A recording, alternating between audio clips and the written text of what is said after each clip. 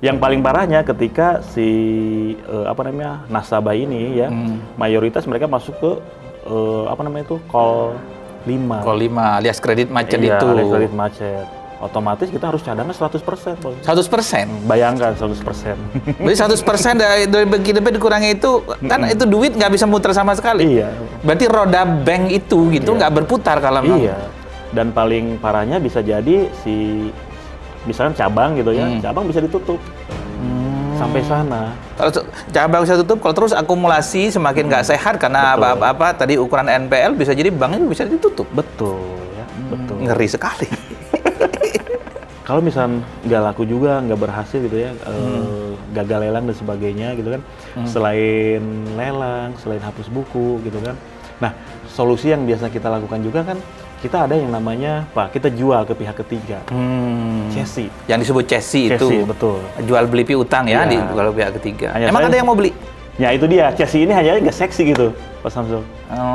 Karena kan begini, udah tahu gitu. Ini kembali ke normal juga gitu ya. Normalnya kan sudah tahu nih kredit bermasalah gitu kan. Apa nggak mudah menagihnya, masih ada yang mau beli gitu kan. Kalau begitu dibelinya berapa? 10%. Hah? Kan judulnya kita ingin menyelamatkan, Pak Samsul. Jadi berapapun cuma 10%? Namanya juga penyelamatan kan. Kalau bicara kredit kecil ya, kredit 1 miliar dijual 1 juta. Aduh. Padahal asetnya bisa jadi harganya lebih tinggi kan gitu kan. Kang Su, ini nggak dapat insight nih saya nih pertemuan kita hari ini ya. Saya jadi keidean ini. Saya ingin membantu teman-teman bankers ya, terutama yang sudah NPL tinggi, terutama terhadap nasabah-nasabah yang sudah dihapus buku. Daripada dilelang tidak jelas kapan dapatnya, belum tentu dapat, cost of fund-nya tinggi ya, biayanya tinggi. Daripada di cesi yang cuma dapatnya tadi 10%, dan daripada di PKPU kan yang waktunya juga cukup lama dan dapatnya juga lebih tidak menarik dari pilihan-pilihan lain.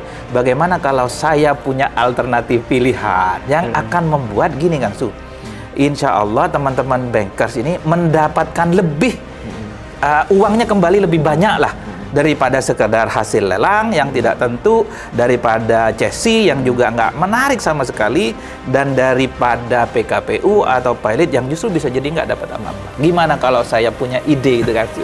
Waduh, nah justru saya bertanya balik, gimana caranya? Kok bisa? Bisa, caranya begini, kepikiran ya, caranya begini. Sekarang beri dia kesempatan mikir, kami bisa bantu dia untuk menemukan kembali sumber-sumber duitnya itu. Karena berapapun utangnya, kapasitasnya di situ. Punya utang 1 miliar, kapasitas di situ ratusan miliar, bahkan triliun, kapasitasnya di situ lah. Insya Allah bisa gitulah, dikembalikan idenya, semangatnya itu gitu. Yang kedua adalah biasanya kan kalau sudah sampai call 5 dia tidak kooperatif kan sama bank kan. Ditelepon nggak nyaut, bahkan hilang gitu kan, ganti nomor. Nah ini dengan kita bantu dia menemukan kembali jati dirinya sehingga dia confident lagi, bersahabat lagi dengan bank, kooperatif lagi gitu. Dari pendekatan dua hal ini, daripada dia menghilang di lelang nggak laku-laku kan. Bahkan tuntutan hukumnya kan tinggi juga kalau dia nuntut balik. Betul. Repot banget itu gitu kan. Kan ada tuntutan hukum pasti gitu. Betul. Apalagi sekarang nasabah-nasabah sudah pinter-pinter. Nah, kenapa tidak kita dibuat dia kooperatif dengan bank dan dia buat dia punya kemampuan membayar lagi, menghasilkan uang lagi gitu Kang Su.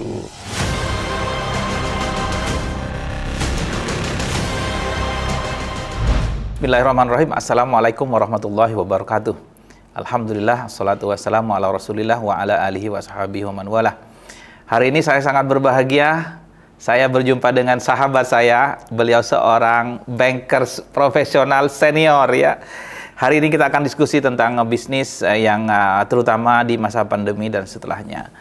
Kang Su, apa kabar Kang Su? Masyaallah, alhamdulillah kabar baik Pak Samsul. Iya, ini Kang Su, beliau adalah seorang banker ya. Kang Su, gimana ceritanya nih bisnis di masa pandemi ini Kang Su? Nah, itu Pak Samsul. Jadi gini, pandemi sekarang ini serba nggak pasti nih Pak Samsul ya. Banyak sekali, terutama para pengusaha ya. Iya. Mereka banyak mencurhatkan perasaannya dan sebagainya gitu ya. Rata-rata sekarang mereka mengalami banyak penurunan omset usaha, Pak Samsul ya. Otomatis profit juga turun. Iya. Dan akhirnya apa? mereka rata-rata sekarang mengalami banyak kesulitan. Salah satunya yang sekarang bikin mereka pusing adalah mereka harus bayar utang, Pak Samsul. Terutama pengusaha yang banyak utang gitu ya. Betul. Nah, bukankah bisnis ini memang menghadapi ketidakpastian? Nggak perlu nunggu pandemi. Namanya ketidakpastian. Jadi batuk nih. Maaf, minum dulu. Namanya bisnis kan memang menghadapi ketidakpastian, mau ada pandemi atau tidak gitu. Nah itu dia. Saya juga merasakan hal yang sama ya, ketika para pengusaha ini mereka curhat gitu ya. Terutama saya kan di perbankan nih, ya. Otomatis banyak berhubungan dengan para pengusaha. Salah satunya ya yang menjadi nasabah saya gitu kan. Rata-rata yang mereka rasakan sekarang, memang betul yang namanya pengusaha itu sudah terbiasa seharusnya ya dengan ketidakpastian. Tapi kalau terus-menerus diserang seperti ini ya, dengan kondisi seperti ini, pusing juga Pak Samsul. Dan akhirnya apa?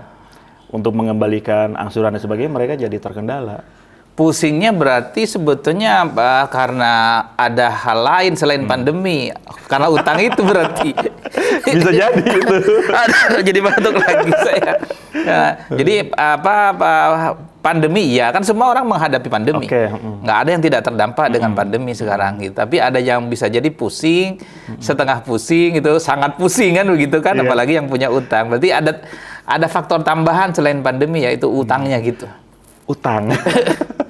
Bukankah perbankan memberikan kayak kemudahan lah bagi sahabat-sahabat pengusaha untuk menghadapi pandemi ini, misalnya relaksasi atau yang lain. Banyak nggak yang ngambil relaksasi? Betul. Selama pandemik ini justru relaksasi dan restrukturisasi itu banyak banget, Pak Samsul ya. Justru kita memang sedang kita gencarkan, salah satunya untuk menyelamatkan si nasabah-nasabah yang kesulitan mengembalikan angsuran tadi.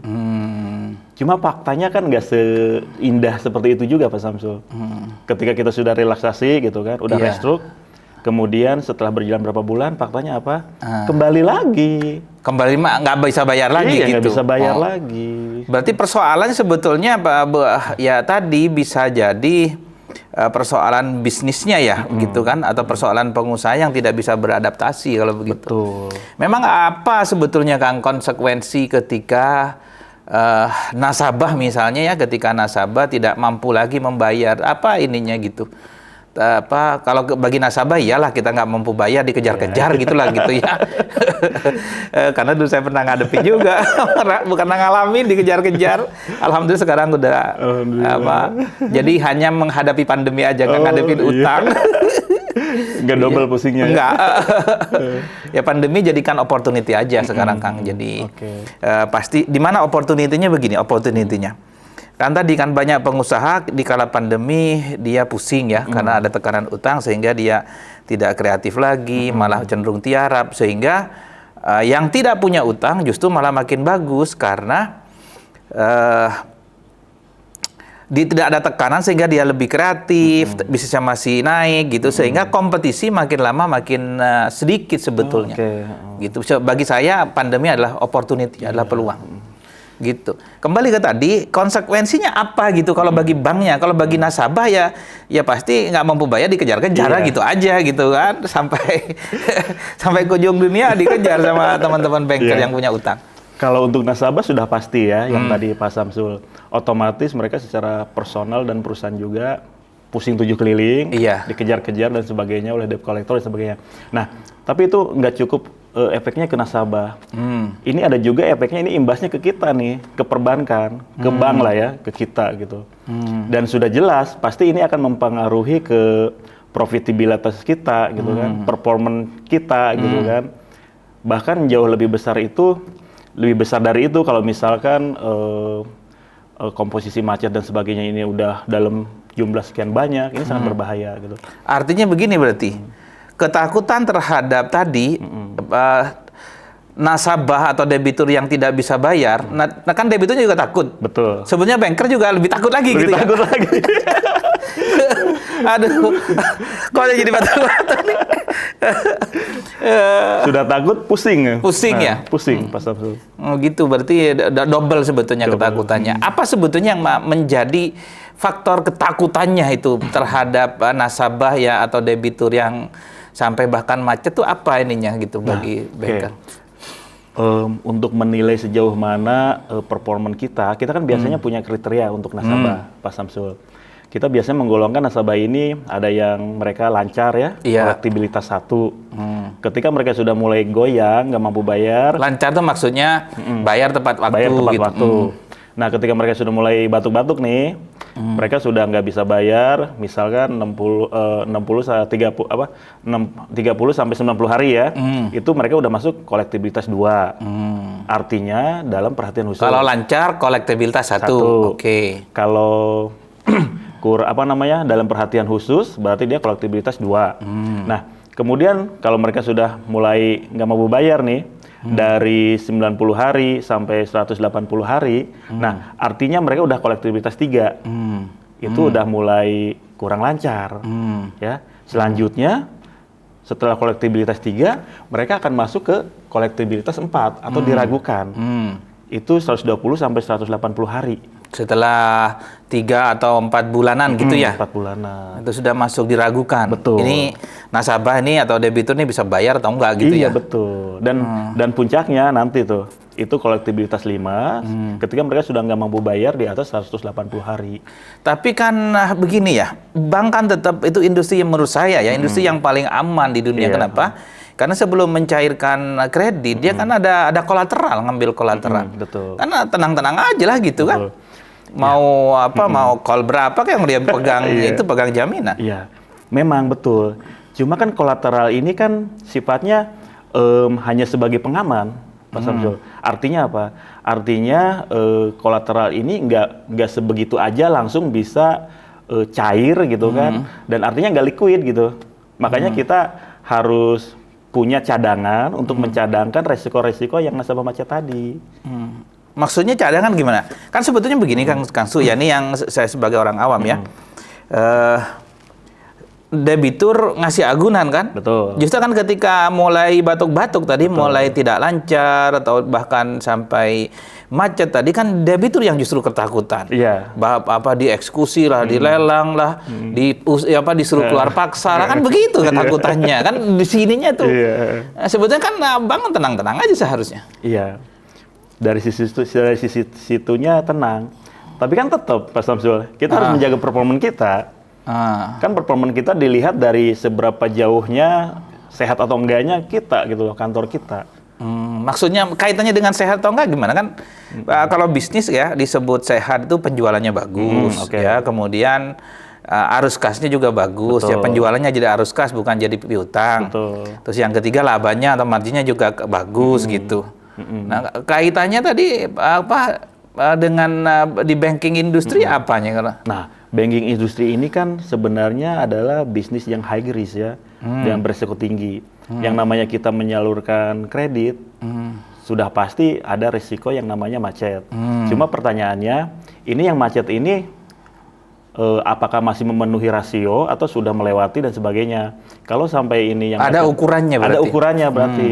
Karena memang aturan dari Bank Indonesia dan sebagainya memang sudah ada aturan, ada takarannya, Pak. Apakah termasuk tadi ukuran atau status nasabah itu juga itu masuk ukuran juga? Betul. Makanya ini lancar, ini nggak lancar gitu. Yang lancar yang kolektibilitas tadi itu sebagai jaga-jaga dari kita. Jangan sampai ini nasabah-nasabah yang mulai batuk-batuk ini mereka lolos dan jatuh ke makin naik gitu, ke call 3, call 4, call 5. Sebisa mungkin nih ketika mereka udah mulai masuk call 2, sebisa mungkin kita tahan mereka jangan sampai masuk ke jurang itu gitu.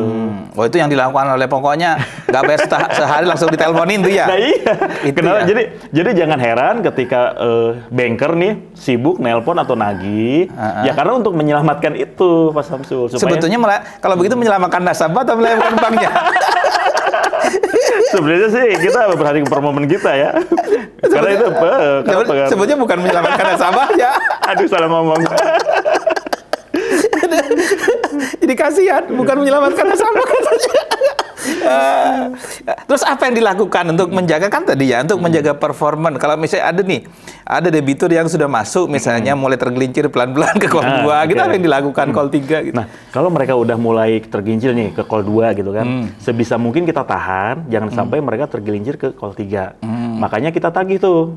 Sebisa mungkin supaya mereka bisa masuk angsuran sehingga tertahan minimal di call 2. Kalau misalkan mereka tetap nggak punya kemampuan membayar, ya mau nggak mau kita tawarkan solusi seperti relaksasi, restrukturisasi, rekondisi, reschedule, itu usaha-usaha kami gitu. Kalau ini juga ternyata nggak bisa membantu mereka, mau nggak mau pasti mereka akan jatuh ke NPL, call 3, call 4, dan call 5. Non-performing loan ya? Betul, non-performing loan. Atau kredit macet itu, kredit bermasalah lah gitu ya? Bukan kredit. Bagi bank untuk ininya tadi high risk, beresiko. Untuk menjaga resiko itu apa nih terhadap misalnya nasabah yang mulai tergelincir pelan-pelan, awalnya lancar, menjadi tidak lancar, diragukan, terus bahkan perhatian khusus dan sebagainya tuh sampai macet apa ininya? Nah itu tadi dari awal ya. Di bank ini kan kita udah punya standar, kita nggak sembarangan memberikan yang namanya pencairan kredit. Otomatis mitigasi harus tetap dilaksanakan. Misalkan dari sisi plafon, kemampuan bayar, itu analisa kreditnya harus jelas gitu kan. Sebenarnya kalau kita membahas mengenai kenapa sih nasabah bisa akhirnya tergelincir, macet dan sebagainya, ini sebenarnya kalau menurut saya sih ada dua faktor, Pak Samsul. Bisa faktor internal dan eksternal. Internal maksud saya ini bisa berasal dari si nasabahnya, usaha dan bisnisnya, dan bisa juga itu datang dari pihak banknya. Karena bank ini kan yang namanya kredit ini kan punya yang namanya bunga nih. Nah, sebesar apa bunga yang diberikan kepada nasabah, semakin besar bunga otomatis kan ini semakin menyulitkan nasabah kan gitu. Nah kemudian sedetail apa analisa kreditnya gitu kan. Jangan-jangan analisa kreditnya salah. Yang penting ngejar target gitu kan, cair gitu kan. Nah sementara kalau faktor eksternalnya ini berpengaruh ke kebijakan dari pemerintah. Bisa jadi ketika ada pengangguran besar-besaran, harga terjadi kenaikan situasi ekonomi lah gitu ya, ekonomi global dan sebagainya, otomatis pasti akan mempengaruhi bisnis para pengusaha. Ketika kondisinya sudah nggak menentu seperti itu, misalnya pandemik seperti inilah, kondisi udah nggak menentu, nah otomatis ini akan mempengaruhi kemampuan bayar si nasabah. Ujung-ujungnya pengaruh ke angsuran gitu, Mas Samsul. Jadi kalau dipikir sampai sana, ini efeknya domino gitu. Itu dari segi nasabahnya ya. Betul. Kalau nasabah tadi kan sebetulnya ketika tidak mampu, tentu nasabah akan mengupayakan apapun yang dilakukan, itu bahkan pinjam lagi di tempat lain kan untuk membayar. Gali lubang tutup. Iya, gali lubang tutup. Tapi dari segi banknya untuk berjaga-jaga terhadap tadi ketika sudah mulai masuk NPL gitu kan, masuk ini perhatian khusus gitu, apapun istilahnya itu, kemudian tidak lancar, perhatian khusus, diragukan sampai macet, itu apa ininya bank itu untuk terhadap di internalnya ya. Kalau eksternalnya kan tadi berusaha nagih, berusaha macam-macam lah gitu. Nah, untuk mengamankan sebenarnya kita udah jaga-jaga sih Pak Samsul dari awal. Kita menyadari pasti yang namanya kredit ini pasti ada aja ya yang macet dan sebagainya. Makanya kita punya yang namanya pencadangan dana atau biasa disebut PPAP. PPAP, dana dicadangkan. Betul. Cadangan tuh apa tuh? Jadi dana ini untuk cadangan, untuk jaga-jaga khusus untuk para NPL tadi supaya tetap secara laporan dan sebagainya, neraca dan sebagainya tetap terjaga gitu. Itu memang regulasi atau memang kebijakan bank sendiri? Itu regulasi. Itu diatur dalam POJK nomor 40 Pak Samsul tahun 2019. Iya. Jadi bank kalau begitu sudah mulai ada tanda-tanda nih ada non-performing loan dari debitur, maka dia akan menyimpan ya. Betul. Ada dana pencadangan. Betul. Yang dana ini nggak dikemana-manain. Betul. Berarti bisa jadi kan kalau bisnis bank kan muterin duit ya. Kalau ini nggak boleh di mana, makin lama makin berkurang dia yang diputar. Nah itu. Makanya ketika kita mencadangkan PPAP ini namanya ya, semakin banyak nih angka NPL, otomatis PPAP yang kita cadangkan semakin banyak kan. Dan ini akan mempengaruhi profitabilitas kita, profit kita gitu kan. Jadi dari situ bisa. Emang berapa aja tuh pencadangannya? Peraturannya seperti apa? Nah, iya. Jadi pencadangan ini dibagi berdasarkan kolektibilitas tadi. Kalau untuk kolektibilitas 1 lancar ya, itu nggak masalah ya berarti ya. Nah, mulai dari yang kolektibilitas 2 dalam perhatian khusus, ini mereka dicadangkan 0,5%. Dari baki debit. 0,5. 0,5. Enggak signifikan itu. Nah, ini yang call 2 tuh. Nah, NPL ini kan dihitung mulai dari call 3, call 4, dan call 5. Iya. Call 3 berarti kurang lancar, itu 10% mulai naik.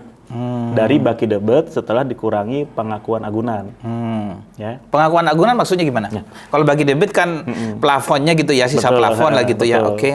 Nah, pengakuan agunan ini kan setiap kredit yang kita berikan, kita kan mengamankan dengan kolateral tadi, agunan. Iya. Nah, agunan ini kan tidak semuanya 100% kita ikat sesuai kondisi jaminan. Rata-rata sih kurang lebih 50%. Oh, jadi misalnya ada seorang pebisnis, dia dapat fasilitas dari bank 1 miliar gitu ya. Ya, misalnya. Kemudian dia punya agunan. Biasanya kalau miliaran kecil lebih tinggi agunannya, tapi kalau miliaran udah gede sampai triliunan agunannya nggak sampai tuh gitu ya. Iya. Jadi misalnya kita ambil yang contoh kecil yang umum aja ya. Seorang pebisnis dapat fasilitas dari bank 1 miliar. Betul. Dia ngasih agunan 1,2 atau 1,3. Okay. Maka yang diakui oleh bank tidak segitu sebetulnya. Cuma rata-rata 50%-nya. Berarti cuma sekitar 600 juta gitu ya. Oke. Jadi tadi 10% kali bagi debit dikurangi begitu. Kalau dia NPL-nya naik lagi nih ke call 4, diragukan, itu naik lagi Pak Samsul. Kurang lebih 50%. 50%. Makin tinggi, berarti makin duit ngendapnya nggak boleh diputar, makin tinggi. Iya, makin tinggi. Kalau diam-diam gitu, putar aja gitu gimana? Nanti kita bahaya nih. Nggak berani gitu. Bahaya. Iya, karena bank memang industri yang sangat ketat ya regulasinya. Nah, yang paling parahnya ketika si nasabah ini ya, mayoritas mereka masuk ke call 5. Call 5 alias kredit macet itu. Alias kredit macet. Otomatis kita harus cadangnya 100%. 100%? Bayangkan 100%. Berarti 100% dari bagi debit dikurangi itu, kan itu duit nggak bisa muter sama sekali. Iya. Berarti roda bank itu gitu nggak berputar kalau memang setidaknya senilai itu gitu ya? Iya, betul. Dan kita nggak bisa bergerak. Kenapa? Karena otomatis nanti pasti terjadi nggak balance antara, pada intinya gini, bisnis perbankan ini kan sebenarnya kita mengumpulkan dana dari pihak ketiga dalam bentuk tabungan atau simpanan. Iya. Kemudian, yang disebut funding. Oke. Dan kemudian dana ini kita putarkan kembali ke pihak ketiga yang membutuhkan kredit. Dan kita dapat profit dari bunga. Spread itu ya, disebut spread itu. Jadi dari funding dia misalnya ngasih interest 7%. Betul.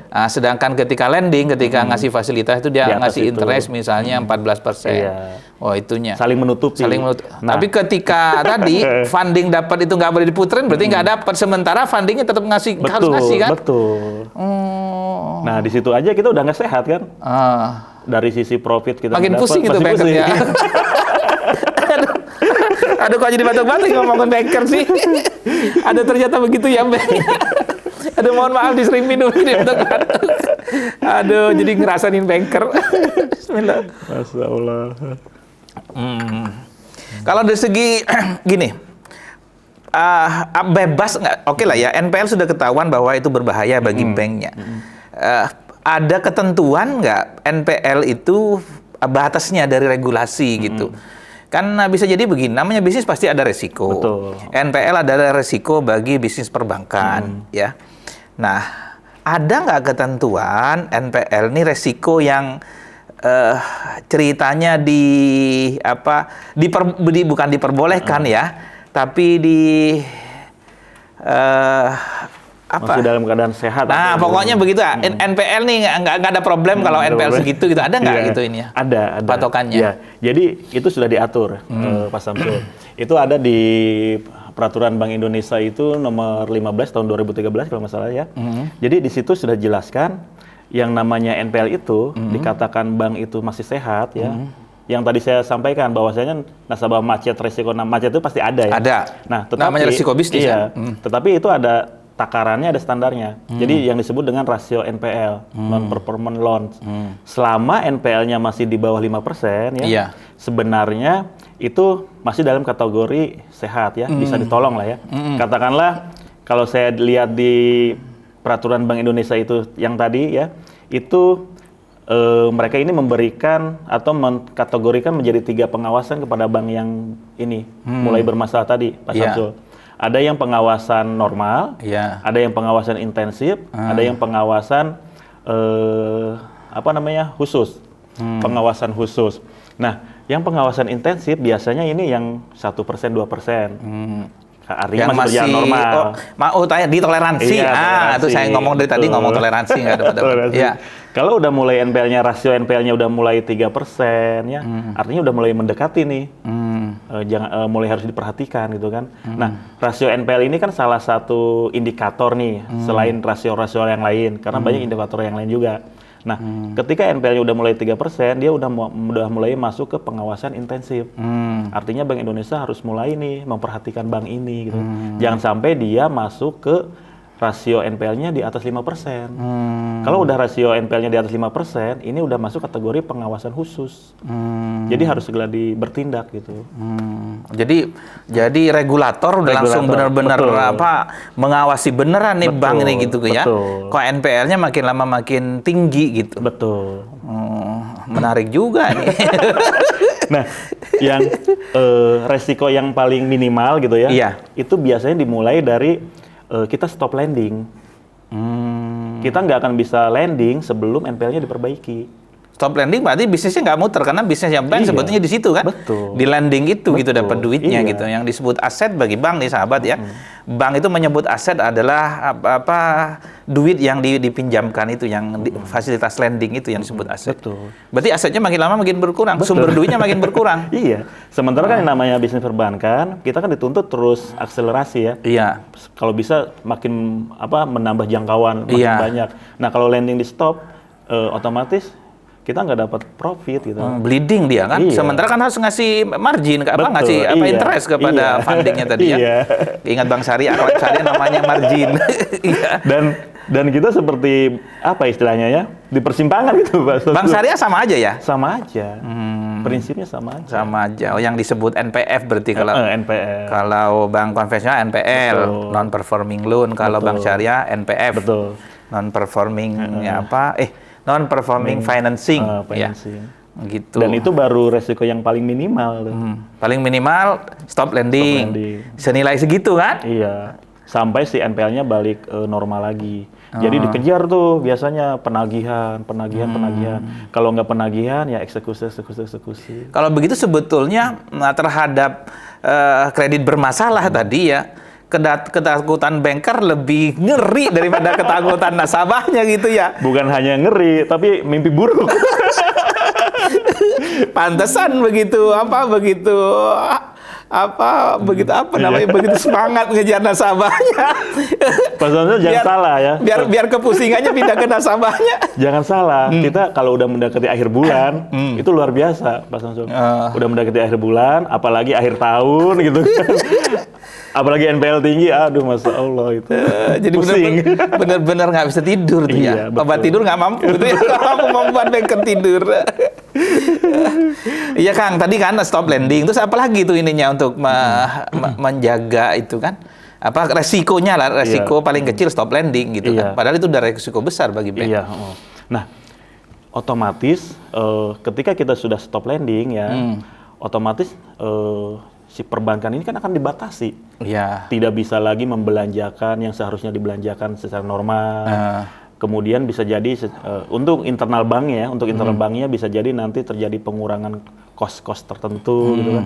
Salah satunya pengurangan karyawan gitu kan. Kita mau bayar karyawan dari mana kalau kita nggak punya profit kan gitu. Dan paling parahnya bisa jadi misalnya cabang gitu ya, cabang bisa ditutup. Sampai sana. Kalau cabang bisa tutup, kalau terus akumulasi semakin nggak sehat karena apa-apa tadi ukuran NPL bisa jadi banknya bisa ditutup. Betul ya, betul. Ngeri sekali. Lalu apa upaya-upaya dari bank ya untuk mengatasi katakanlah menurunkan NPL ya, terutama kan tadi kan kalau masih call 2 dikejar lah gitu kan, dijaga bahasa banknya dijaga gitu ya agar tidak turun call 3 kan. Kalau nggak tahu nih kalau sudah sampai di call 3 kansnya peluangnya untuk bagus lagi ke call 2 berapa persen atau malah lebih banyak terjerumus ke 4 ke 5 gitu.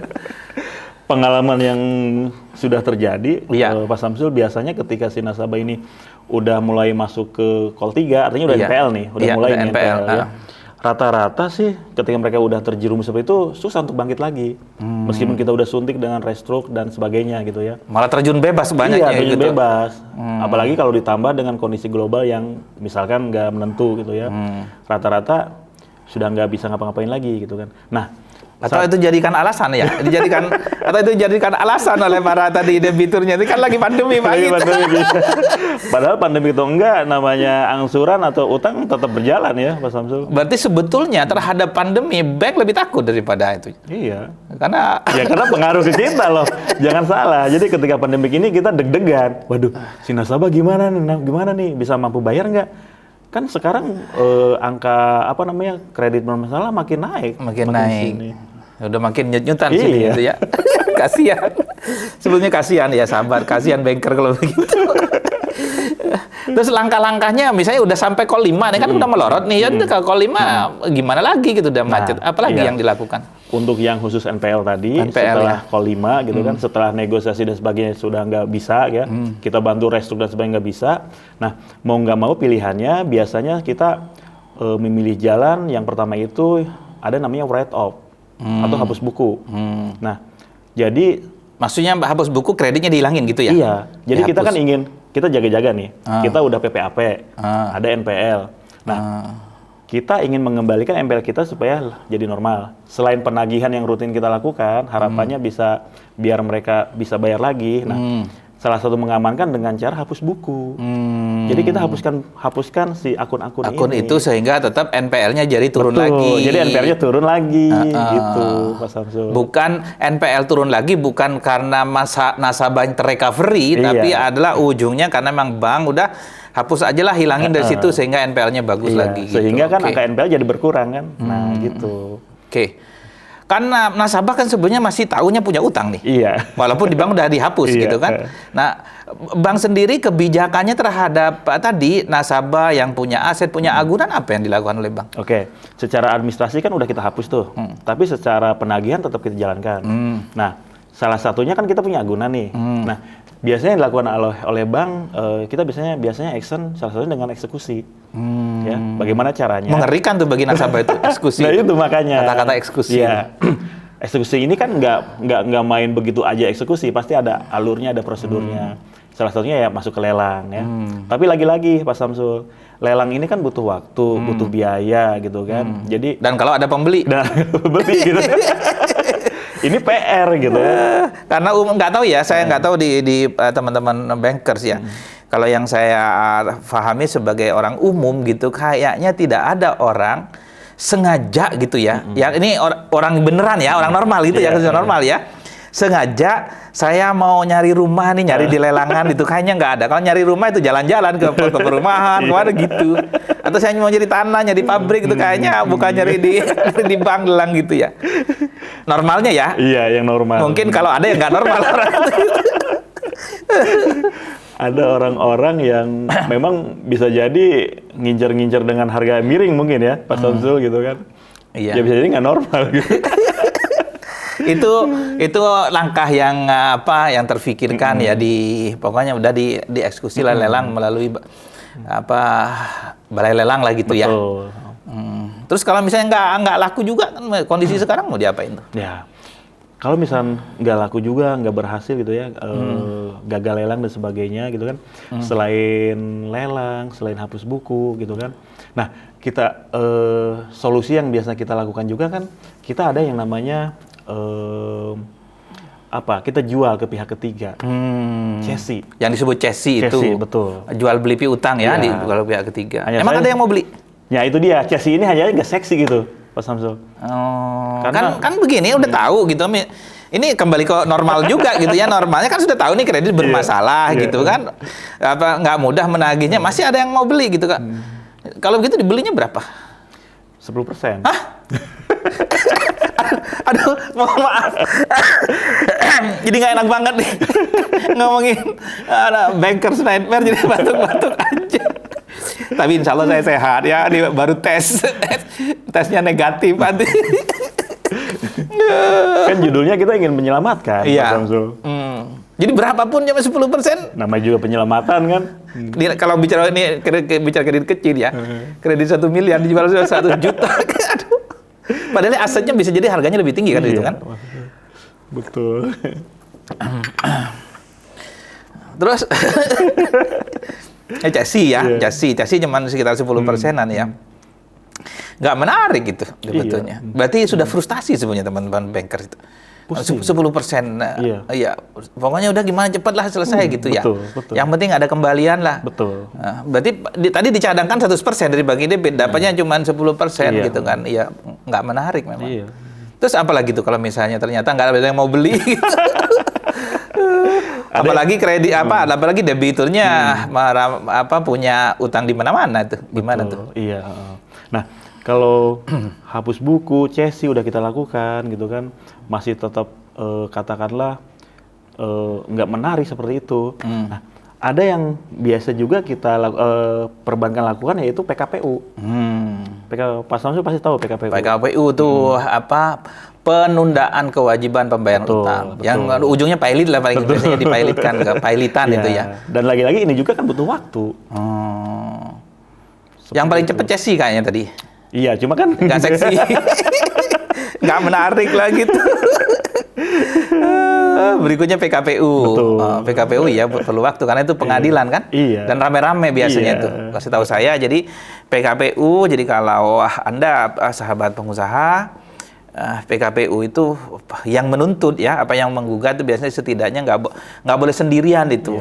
Kreditornya tuh harus ada beberapa gitu. Berarti bank ngumpulin teman-teman yang lain ya, bisa jadi banker yang lain atau supplier yang lain, ada yang punya utang itu di PKPU kan. Iya, betul. Itu malah makin nggak seksi lagi. Bisa bagi-bagi itu kan, hasilnya nanti berapapun diputuskan pengadilan misalnya ya, tuntutan dari banknya disetujui. Ya bahwa ini di PKPU kan atau ujungnya dipilotkan, kasih ke kurator. Iya. Oleh kurator juga pengen cepet aja. Makanya itu jadi pilihan terakhir gitu. Yang penting laku. Iya. Begitu laku bagi-bagi. Jadi sahabat, bagi Anda yang mungkin baru dengar tentang PKPU atau kepilotan ini diatur juga oleh undang-undang ya. Kalau nggak salah nomor 7 tahun 2004 kalau nggak salah nih PKPU ini ya. Jadi kalau menang nih si banknya nih ya, dimenangkan oleh pengadilan, maka nanti ada kurator yang mengurus hartanya, aset dari nasabah tadi. Kemudian oleh kurator setelah tereksekusi itu dibagi-bagi, dibagi lagi kepada kreditur-kreditur yang lain. Ada kreditur yang preference kalau nggak salah itu ya, kreditur separatis sama kreditur konkuren kalau nggak salah begitu. Jadi bagi-bagi. Jadi bisa jadi banknya tadi dari 1 miliar dapat 5 juta untung gitu. Aduh, kasihan banget. Berarti apapun begitu sudah NPL tinggi, sudah masuk call 5, sudah macet, kan gimana caranya memperbaiki lagi? Kan pilihannya hapus buku. Iya. Ujungnya kan begitu. Iya. Nah, begitu hapus buku udah dia memang dicadangkan duit sih untuk tadi penghapusan PPAP ya, penghapusan pencadangan aktiva produktif. PPAP pencadangan penghapusan aktiva produktif ya, kan dicadangkan nih. Ya ini kan sudah nggak muter juga. Begitu dihapus buku, memang inilah cadangannya gitu ya. Cuma begitu yang dihapus buku kan, ketika gimana caranya dapat duit dari hapus buku kan nggak ada yang bagus-bagus semua gitu kan. Dilelang belum tentu laku. Betul. Juga takes time. Kalaupun laku, cost of fund juga tinggi itu. Betul. Kan harus bayar ke balai lelangnya, bayar pajaknya, bayar macam-macam lah. Kemudian yang kedua Chelsea malah semakin nggak menarik juga gitu, cuma 10%. Yang ketiga PKPU. Lebih nggak menarik lagi. Resikonya nggak dapat apa-apa tuh bisa jadi kan. Kan kalau nggak salah ke PKPU itu nomor 1 bayar ke karyawan dulu tuh kalau nggak salah ya. Kemudian utang pajak, yang lain-lain baru sisanya itu gitu. Kang Su, ini nggak dapat insight nih saya nih pertemuan kita hari ini ya. Saya jadi keidean ini, saya ingin membantu teman-teman bankers ya, terutama yang sudah NPL tinggi, terutama terhadap nasabah-nasabah yang sudah dihapus buku. Daripada dilelang tidak jelas kapan dapatnya, belum tentu dapat, cost of fund-nya tinggi ya, biayanya tinggi. Daripada di CESI yang cuma dapatnya tadi 10%, dan daripada di PKPU kan yang waktunya juga cukup lama dan dapatnya juga lebih tidak menarik dari pilihan-pilihan lain. Bagaimana kalau saya punya alternatif pilihan yang akan membuat gini Kang Su, insya Allah teman-teman bankers ini mendapatkan lebih uangnya kembali lebih banyak lah daripada sekedar hasil lelang yang tidak tentu, daripada CESI yang juga nggak menarik sama sekali, dan daripada PKPU atau pilot yang justru bisa jadi nggak dapat apa-apa. Gimana kalau saya punya ide itu Kang Su? Waduh, nah justru saya bertanya balik, gimana caranya? Kok bisa? Bisa, caranya begini, kepikiran ya, caranya begini. Nah sahabat banker, caranya sebetulnya mudah saja, kan tadi banker selama ini begitu sudah mulai ada batuk-batuk itu kan ngejar tagihannya. Nah gitu kan. Nah, saya kan sudah terbiasa memang membantu teman-teman pengusaha. Nah, gimana caranya agar setidaknya begini? Pengusaha itu yang pertama dia punya kemampuan membayar lagi gitu kan. Nah, artinya apa? Bisnisnya jadi muter kembali. Nah, insya Allah tadi saya sebut pandemi adalah opportunity. Bisa jadi karena dia tertekan, kan begitu mulai call 2 ditekan terus sama bank, kan nggak bisa mikir, gitu kan. Sekarang beri dia kesempatan mikir, kami bisa bantu dia untuk menemukan kembali sumber-sumber duitnya itu. Karena berapapun utangnya, kapasitasnya di situ. Punya utang 1 miliar, kapasitas di situ ratusan miliar, bahkan triliun, kapasitas di situ lah. Insya Allah bisa gitulah, dikembalikan idenya, semangatnya itu gitu. Yang kedua adalah biasanya kan kalau sudah sampai call 5 dia tidak kooperatif kan sama bank kan. Di telepon nggak nyaut, bahkan hilang gitu kan, ganti nomor. Nah, ini dengan kita bantu dia menemukan kembali jati dirinya sehingga dia confident lagi, bersahabat lagi dengan bank, kooperatif lagi gitu. Dari pendekatan dua hal ini, daripada dia menghilang, dilelang nggak laku-laku kan. Bahkan tuntutan hukumnya kan tinggi juga kalau dia nuntut balik. Betul. Repot banget itu gitu kan. Kan ada tuntutan hukum pasti gitu. Betul. Apalagi sekarang nasabah-nasabah sudah pinter-pinter. Nah, kenapa tidak kita dibuat dia kooperatif dengan bank dan dia buat dia punya kemampuan membayar lagi, menghasilkan uang lagi gitu Kang Su. Iya, saya jadi ikut berpikir nih. Kalau emang Pak Samsul bisa seperti itu, ini bagus juga ya sebenarnya. Insya Allah saya kepikiran aja gitu untuk membantu teman-teman bankers ini. Gimana Kang Su? Mau? Sangat senang saya malah. Iya. Bisa jadi ini membantu pihak banker loh, berarti ya? Iya, membantu gini. Saya kasihan aja dia sudah tadi bisnisnya nggak muter, terus dihapus buku, nggak dapat apa-apa. Ya sudahlah, kita bantu aja agar dapat apa-apa gitu. Siap. Nah, bagi Anda sahabat bankers ya, kalau Anda ingin mendapatkan lebih banyak hasil ya, duit Anda kembali ketika sudah nasabah Anda dihapus bukukan, segera hubungi nomor yang muncul di sini.